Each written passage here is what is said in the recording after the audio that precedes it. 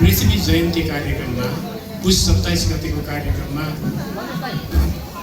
2039 सालमा आदरणीय गुरु युद्धप्रसाद पहिलेज्यूले नेतृत्व गर्नुभएको टोलीमा म पनि गायकको रूपमा काठमाडौँ गएको थिएँ। त्यति बेला त्योभन्दा अगाडि नै मैले 2026 सालदेखि नै रेडियोमा गीत गाउँदै आएँ। 39 सालमा त्यति बेला हामीले एउटा गीत लिएर गएको थियौँ, डान्स गर्ने गीत, नृत्यका लागि।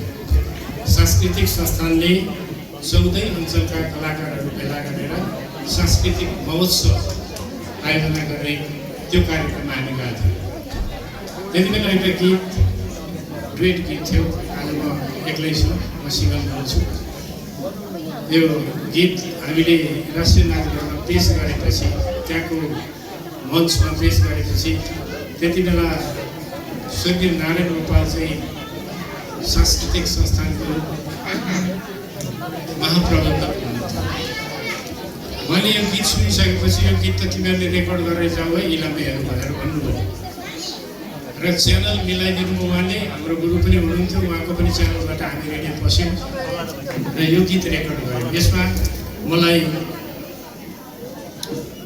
महिला स्वर दिने आज क्यानाडातिर हुनुहुन्छ सुलोचना कर्मचारी, यहाँले सुन्नुभएको छ, रोशन कर्मचारीको दिदी, गोपाल कर्मचारीको बहिनी, उहाँले स्वर दिनुभएको थियो। आज म एक्लो पुरुष स्वरको मात्रै गीत सुनाउँछु।